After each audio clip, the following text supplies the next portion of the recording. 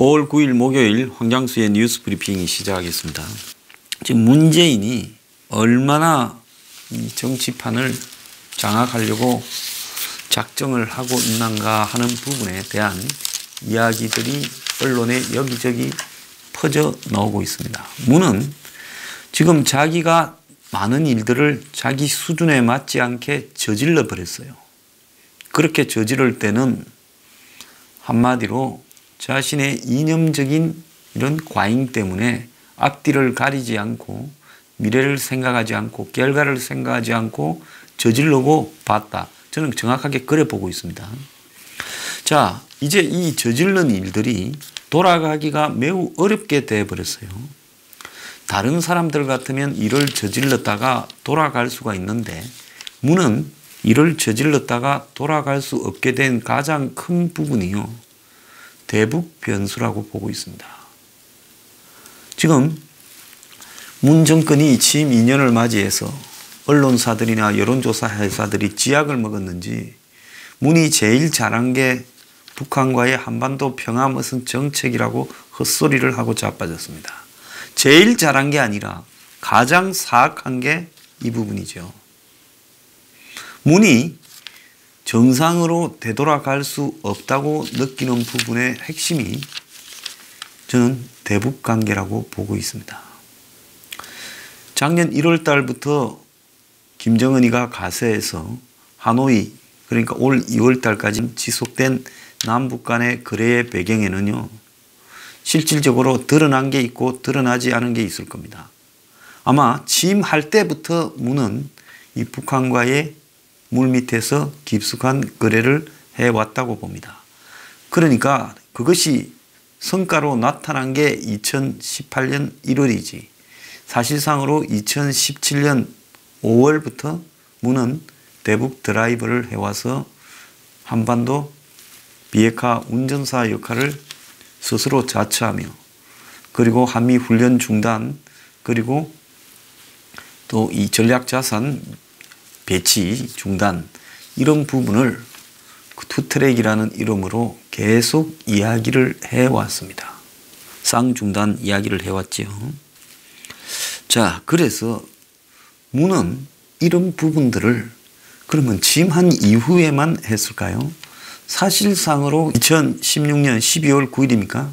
박근혜 전 대통령 탄핵 이후로 문은 이미 자신이 대통령이 되었다. 나머지 절차들은 매우 형식적이고 요식적인 절차다라고 생각했을 거라고 봅니다. 그래서 그때 이후부터 대북 관계에 집중해서 라인을 대통령이 되기 전에도 뚫어서 계속 거래해 왔고 그리고 당선 이후에도 해왔을 거다. 그러니까 당선 이후에 곧바로 움직이는 부분이 오랫동안 준비해온 흔적이 역력히 보였고 북한과 모종의 입장 교류를 하고 있는 부분이 보였다라는 게 제 입장입니다. 그래서 그런 것들을 감안할 때 결국 문은 북한과의 거래를 당선 이전부터 해왔을 거다. 그렇다면 그 모든 것들이 다 정말로 주고받는 것 없이 순수하게 서로의 입장과 정책만으로 나중에 일이 잘 되면 대북 제재가 완화되면 우리가 북한의 철도 도로 연결하고 개성공단 같은 공단도 많이 만들고 이 대북 경제협력 사업을 통해서 다 해줄게. 북한이 그 말만 믿고 따라왔겠는가. 그러면 2017년부터 있었던 남북교류협력기금 그때는 한 9천억 됐죠. 그리고 2017년부터 있었던 국정원의 특수활동비. 자, 국정원 돈 중에 상당수는 대북 사업에 쓰여졌을 거라고 봅니다. 이런 돈들이 다 주고받고 왔다 갔다 했다는 겁니다. 그래서 만약에 문이 권력을 잃게 되었을 때 이미 문이 원튼 원치 않든 문 정권에 대한 아주 과감한 해부는 기정사실이라고 봅니다. 아마 문이 했던 것보다 더 심한 형태의 청산이 전개될 수 있죠.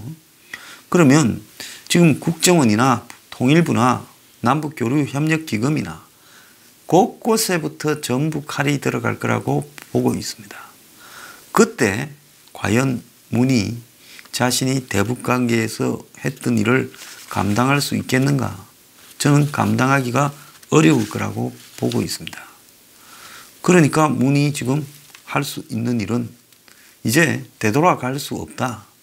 그래서 그런 불안감이 점점 가속화되어서 전 정권에 대한 적폐청산으로 나타났고, 또 더 한편으로 야당에 대한 불통, 그리고 공수처 설치 같은 게시타포 기관까지 만들어서 완전히 싹을 잘라버려야 되겠다. 이런 식으로 전개되어 왔다고 봅니다.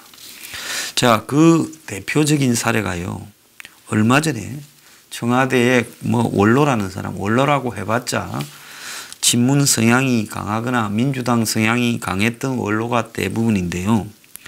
그 사람들이 청와대에 갔을 때 문이 사면초가 처지를 않은 듯 했다. 넘사벽, 감히 넘을 수 없는 벽같이 이렇게 보였고, 마이웨이가 확고했다. 그래서 표정이 걱정될 정도였다. 총선에 대해서 걱정이 매우 커서 온 생각이 거기 박혀 있는 것 같았다. 이렇게 말을 했습니다. 그때 갔다 온 사람들의 말을 대체적으로 들어보면 문재인 대통령이 성공해야 한다고 생각해 강하게 이야기했다. 하시는 일이 정의롭긴 한데 성과 없는 건 바꿔야 한다. 안 그러면 정권의 치명타가 됩니다라고 이렇게 말했다. 한데 대통령은 말이 없더라. 막판에 최저임금 주 52시간 노동으로 사회적 갈등이 있겠지만 더 큰 틀의 사회적 합의를 이뤄가야 한다고 잘라 말하더라. 내 갈 길 가겠다라고 하는 느낌이 확 왔다. 이건 송옥원 교수가 청와대 가서 느낀 거예요. 이 사람은 문 정권에 우호적으로 말한 사람이죠. 자, 그래서 다른 원로와의 대화에 참가한 사람들도 다 좀 벽을 느꼈다는 모양입니다. 그래서 대통령이 예의로라도 잘 들었다라고 하면 될 텐데 아니다라고 딱 끊어버리더라. 뭐 하려고 불렀나 했다. 집권 2주년 맞아서 형식적 신용을 한 게 아니지 싶다. 이렇게 말을 하고요. DJ 정권에서 국정원장을 지내고 한때는 이 보수 당에 있었던 이종찬 씨는 한일 관계가 걱정된다고 지적을 하자 문 대통령 반응이 일본이 위안부 징용 문제를 정치적으로 이용하고 있다는 것이다. 이렇게 말을 했고, 송옥원은 놀랐다. 위안부 징용은 거꾸로 문 정부에서 이용하고 있지 않은가. 이런 유체 이탈 화법이 있나. 이렇게 반문했다고 합니다. 지금 이 내용들은 오늘 아침에 중앙일보 오피니언의 강찬호 시선이라는 데 나온 내용입니다. 이용구 전 총리가 한일 관계에 한마디로 대책이 없더라고 탄식하고 정치적 이용 같은 이야기를 할수록 우리 입장만 불리해지는데 대통령이 그런 인식은 없고 한일 갈등을 풀 정상회담 이야기도 안 해 걱정이 컸다. 자, 송옥원의 분석은요. 문이 정치인으로 진화하면서 일본이 잘못하고 있으니 정의로 바로 잡겠다라는 확고한 신념을 갖게 된 것으로 보인다. 이게 좌파들의 친북 좌파들의 대체적인 특징이죠. 가면 갈수록 위안부니 징용에 집착을 합니다. 그런데 그 배경에는 전부 이 반일해서 한미일 안보 동맹을 결렬시키려고 하는 북한의 수작이 배경에 있죠. 정치 지도자가 가질 신념이 아닌데 이러면 외교가 굉장히 곤란해질 거다. 이렇게 말을 합니다. 갔다 온 사람들이요. 노무현 때 청와대에서 한솥밥을 문재인과 먹은 김우식 전 청와대 비서실장으로부터도 아픈 소리를 들었는데 문재인의 신앙인 탈원전에 대해 김우식이 레드카드를 꺼내서 원자력 연구가 정말 중요한데 애써 길러놓은 학자들을 다 외국에 뺏겨버렸다. 탈원전은 대단한 실패다라고 이야기를 했다고 합니다. 이용구 총리도 정확하고 신랄한 일갈이었다라고 평을 했는데 문은 아무 말도 하지 않더라는 거예요. 2012년에 문재인 캠프에서 국민통합추진위원장을 했던 윤여준, 이 사람은 적폐청산 피로증이 심하다고 했다가 살아 움직이는 적폐 수사를 정부가 통제할 수 없다라는 문의 반박에 가로막혔다고 합니다. 그래서 윤여준한테 물어봤다는 거예요. 문이 원로들 이야기 듣고 정책을 바꿀 가능성이 있냐? 만나보니 고지식한 면이 있는 분 같더라. 그래서 되게 고집이 센 것 같고 웬만하면 생각을 잘 안 바꿀 것 같더라. 이렇게 말을 했습니다. 그래도 집권 3년 차에 총선이 다가오지 않나. 우클릭을 시도할지 모른다 하니 그러기 어려울 것이다. 문재인은 취임 뒤 가장 역량을 둔 게 남북관계와 소득주도 성장인데 이미 후자는 망가져 버렸고 남북관계만 남았는데 남북관계는 남남 갈등을 그러니까 남쪽에서 이념적 갈등하는 것을 관리하는 게 필수인데 문은 4.27 판문점 회담 만찬에 야당은 물론 국회의장단조차도 초청하지 않았고 이것만 봐도 우클릭 가능성이 없다. 국회마저 배제하고 홀로 가겠다라는데 이러면 남북관계는 표류하고 남남 갈등만 심해질 것이다. 이렇게 이야기를 하고요. 탄핵당한 한국당이 2년 만에 원기를 회복한 것도 문이 원인을 제공했다. 이렇게 말을 한 겁니다. 문이 이때만 말고도 지난 4월 2일 날 청와대에 경제 분야의 원로들을 불러서 만났어요. 그래서 경제 원로들이 A4지에 대여섯 장씩 깨알 같은 이런 내용을 적어 갔다는 겁니다. 정운찬 전 총리는 다들 무지하게 준비해 왔더라. 2장 들고 온 내가 가장 양이 적었다. 강철구 서울시립대 명예교수 진보 성향이고 그런데도 문정부의 경제정책에 D약점을 준다면서 초당파적 조언을 아끼지 않았다. 그런데도 대통령 반응은 도움이 됐습니다라는 말이 거의 전부였다. 그러니까 말을 하면 거기에 대해서 토론을 하지 않는 게 아니라 답을 안 하거나 마지막에 형식적으로 도움이 됐습니다. 말하는 것밖에 없다라는 겁니다. 이러니 원로 가운데 문 대통령이 진언을 듣고 정책을 바꾸라고 기대하는 사람은 없다. 이용구 전 총리는 당파성 없는 원로들이 자꾸 지적하니까 좀 듣는 것도 있는 것 같아라고 이야기를 했지만은 립서비스 같습니다. 문의 표정이 걱정스럽다. 대화 도중에 애써 웃음을 짓기도 했지만 본인 상황이 사면 초과가 돼가고 있다는 걸 느끼는 것 같았고 당장 외교적 고립이 가장 위험한 것 같이 느껴졌다. 지금 식으로 가서 내년 총선 돌파가 간단하지 못하리라는 걸 알고 있는 듯 했다. 다행히 청와대 비서진이 바뀌었으니 잘해 나갈 것 같아. 이런 립서비스를 합니다. 오늘 조선일보에는요. 김창균 칼럼에 문을 잘못 본 건가 사람이 변했는가라고 이야기를 지금 하는 내용이 있습니다. 2012년 연말에 대학 동창 10명이 송년회를 했는데 그때 이제 대선이 있었으니까 대선 이야기가 나왔는데 누구를 찍겠냐 이렇게 이야기를 하다가 누구를 찍는 이유보다 상대방을 찍을 수 없는 핑계를 내놓는데 문을 못 찍겠다라는 이유가 문은 괜찮아 보이는데 개인적으로 그 주변이 좀 못 믿겠고 걱정스럽더라.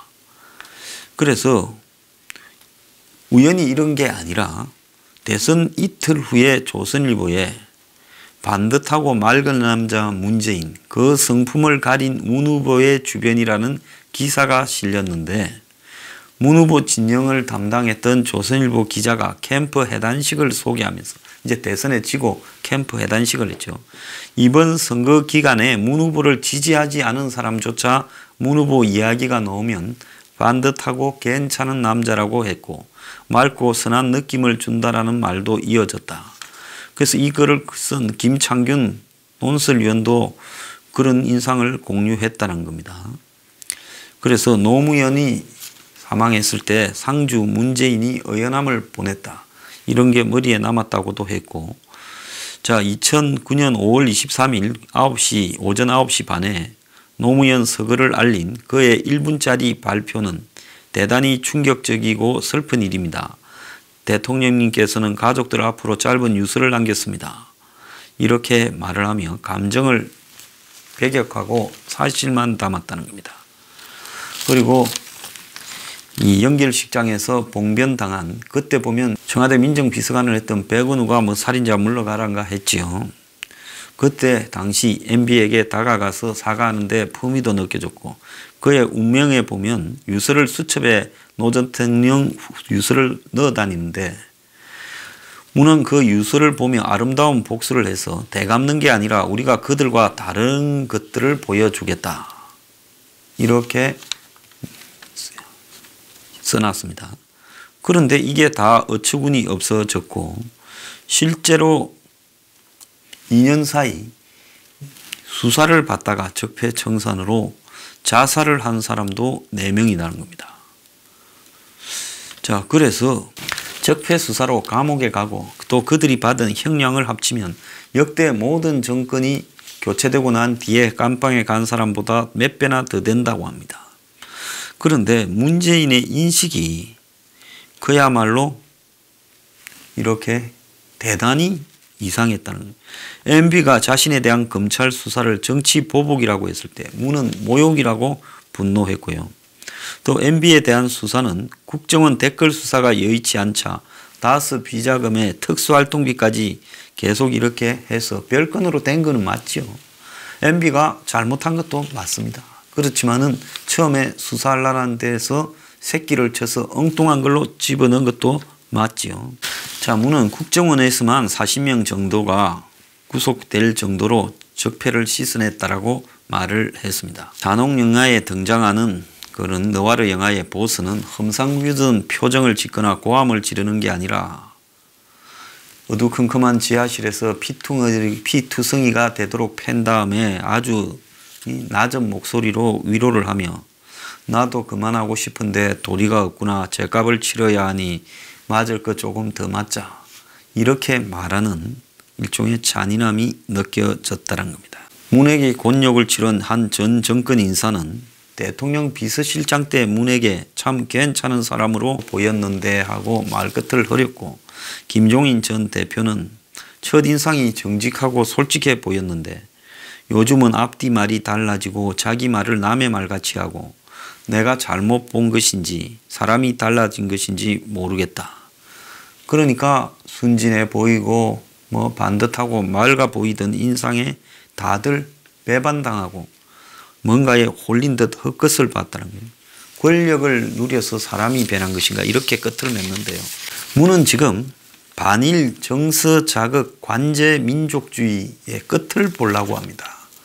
그래서 오늘 동아일보 천영우 칼럼에도 관제 민족주의 광풍의 끝은 어디인가 하는 칼럼이 실렸어요.